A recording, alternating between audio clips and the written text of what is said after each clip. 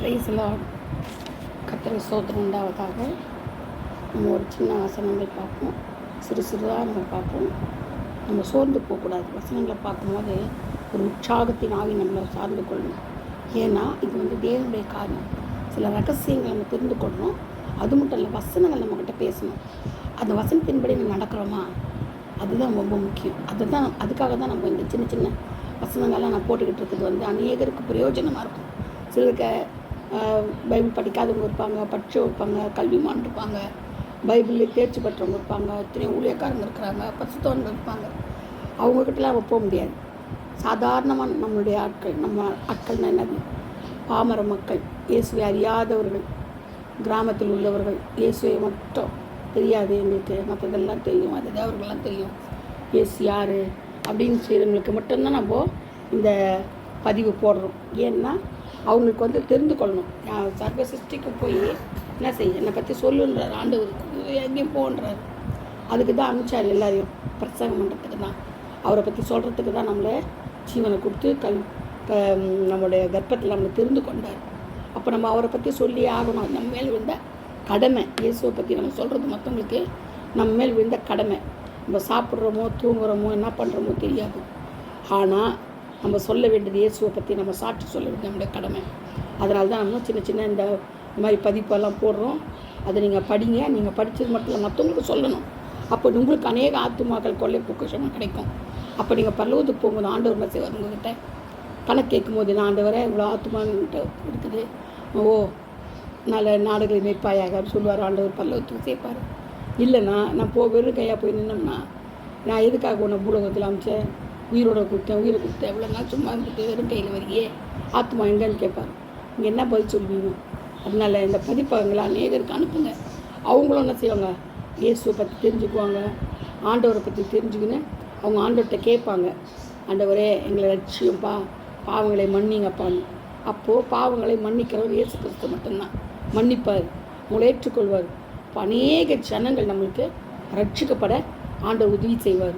ரட்சிப்பு கர்த்தருடையது, நம்ம கருத்தில் இல்லை. விதைக்கிற விதை நம்ம விதைக்கிறோம், அதை விளைச்சி செய்கிறவர் இயேசு தான். ஆனால் விளைச்சி செய்து நம்மளுக்கு அறுவடையாக கொடுப்பாரு. அநேக ஆத்துமா நம்மளுக்கு தேவைப்படுது. கடைசி காலமாக இருக்கிறனால நம்ம அநேக ஆத்துமாக்களை கொள்ளை பொக்கிஷமாக நம்மக்கிட்ட பிடிச்சிக்கணும். தேவையில்லாத வீணான பொருட்கள், உலக பொருட்களினால ஆத்துமாக்கள் என்ன செய்யணுமா, ஆதாயப்படுத்தணும்.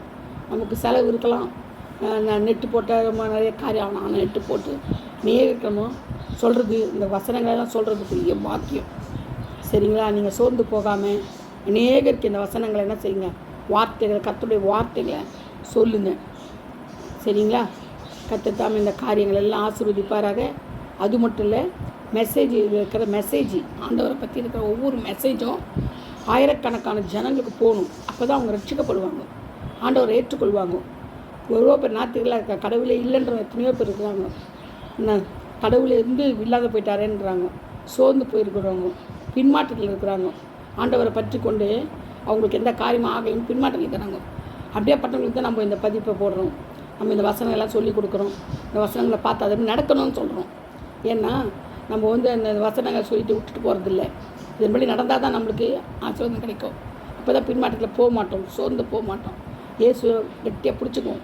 பிடிச்சினா வார்த்தையை பிடிச்சா தான் நம்மளுக்கு விமோசனம். வார்த்தையை விட்டுட்டோம்னா நம்ம ஒன்றுமே கிடையாது. பரம்பரைக்கும் தீராத, அது ஒரு வியாதி மாதிரி, தீராதது தண்டனை நம்மளுக்கு. அதனால் நம்ம என்ன செய்யணும், இயேசுடைய வார்த்தைகளை, ஆண்டோடைய வார்த்தைகளை, கர்த்தருடைய வார்த்தைகளை அப்படியே கெட்டியாக பிடிச்சி அதை வாசித்து தியானித்து அதன்படி நம்ம நடக்கணும், அபியாசப்படுத்தணும்.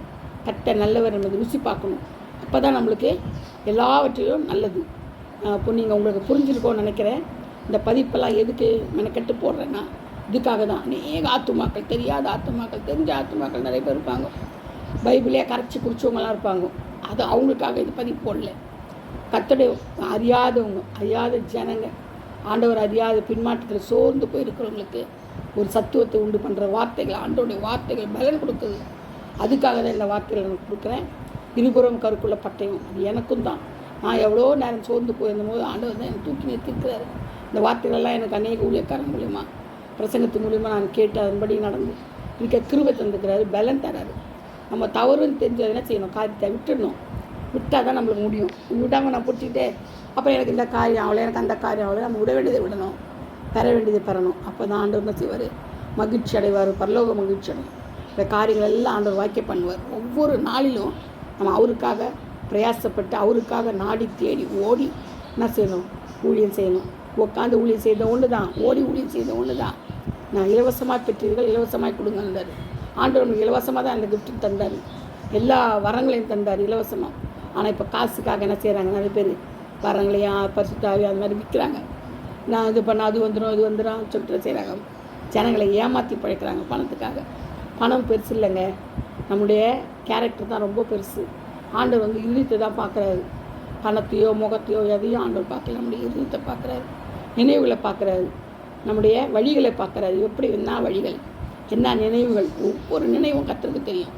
நம்ம ஒவ்வொரு நினைப்பு இல்லையா? பணத்தை பற்றி, ஜனங்களை பற்றி, சொந்தக்காரங்களை பற்றி நினைக்கிற நினைவுகள் எல்லாமே கர்த்தர் அறிவார். சின்ன ஒரு ட்ராப் கூட ஆண்டவர் விட்டு வைக்கிறவரே இல்லை. எல்லா நினைவுகளும் அவருக்கு தெரியும். நம்முடைய வழிகள் என்ன வழிகள்னு எல்லாம் அவருக்கு தெரியும். ஏன்னா சுக்கானை போல் நம்மளை வழி திருப்புறவர் ஆண்டவர் தான்.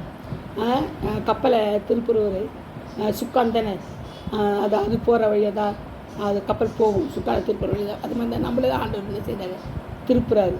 ஆனால் நம்ம வந்து அவர் நம்ம மெய்ப்பெண், நம்மளை ஆடுகளாக நல்ல மெய்ப்பனாக இருந்து நம்மளை வழி நடத்துகிறாரு, இந்த பாதைகளெல்லாம் செவ்வாய்ப்படுத்துகிறாரு. அதனால் அவருடைய வசனங்களை அநேகருக்கு நம்ம கொண்டு செல்லணும்னா வாட்ஸ்அப் மூலிமா, ஃபேஸ்புக் மூலிமா கொண்டு செல்லலாம். இது வந்து ஒரு மத மாற்றமும் கிடையாது, மனசு மாறணும்.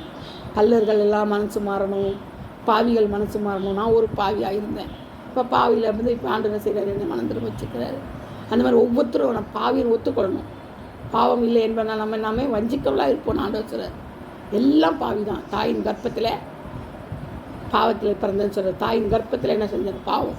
பாவத்தில் தான் தாய் கர்ப்பம் தழுங்குது.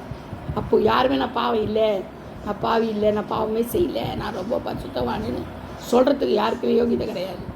ஏன்னா எல்லாம் பாவம் செய்து தேவ மகிமையற்றவளானும். தேவ மகிமையற்ற எப்போ தொடங்குச்சு இந்த பாவம்? ஏதேன் தோட்டத்தை தொடங்குச்சு. அப்போதுலேருந்து இதுவரைக்கும் என்ன செய்யுது? தொடர்ந்துக்கிட்டே இருக்குது. நம்மளுக்கு பாவமும் சாபமும் ரோகங்களும் வியாதிகளும் மரண கண்ணிகளும் நம்மளை பின்தொடர்ந்தே இருக்குது. ஆனால் அது எல்லாத்தையும் நம்ம மீண்டு வரணும்னா இயேசு மாத்திரம்தான் வழியும் சத்தியம் ஜீவனுமாக இருக்கிறார். அவரே வழி, எல்லாமே அவர் தான். நமக்கு பாதையை காட்டுகிற தெய்வம் இயேசு ஒன்று தான். நமக்கு வேறு யாருமே கிடையாது. என்னை என்று உங்களுக்கு வேறு தெய்வன் இல்லைன்றாரு. என்னை என்று உங்களுக்கு வேறொன்றோ இல்லைன்றாரு. நானே தேவனாகிய கர்த்தர் என்றார். என்னாலேருந்து உங்களால் ஒன்று செய்ய இயலாதுன்றார். பாருங்கள், அவ்வளோ பெரிய நம்மளுடைய தேவன், அவ்வளோ பெரிய தேவனை வச்சுக்கிட்டு நம்ம வேதத்தை படிக்காமல் ஜெபிக்காமல் இருந்தோம்னா என்ன பிரயோஜனம் இருக்குது? அதனால் இந்த பதிப்பெல்லாம் நான் செய்கிறது வந்து வேஸ்ட்டாக இல்லை. அநேக ஆத்துமாக்கிட்ட போகணும். நீங்களும் என்ன செய்யணும்? அதே ஆத்துமாக்களை உங்களுக்கு பிரியமாக இருந்தால் எல்லா ஆத்துமாட்டையும் அனுப்புங்க. உங்களுக்கு தெரிஞ்ச வாட்ஸ்அப்பில் எல்லாருக்கிட்டையும் அனுப்புங்க. ஏன்னா இது கடைசி காலம் இருக்கிறதுனால நம்மளால் முடிஞ்ச அளவுக்கு நம்ம என்ன செய்யணும்? வாட்ஸ்அப் மூலிமா ஊழியம் செஞ்சே ஆகணும். அநேகர் அறிந்து கொண்டே ஆகணும். அதுதான் கட்டளை, ஆண்டோட கட்டளை. சமயம் வாய்த்தாலும் வாய்க்காவிட்டாலும் சத்தியத்தில் செய், அறிவின்னு சொல்கிறார் ஆண்டவர். நம்ம கீழ்ப்படிவோம்.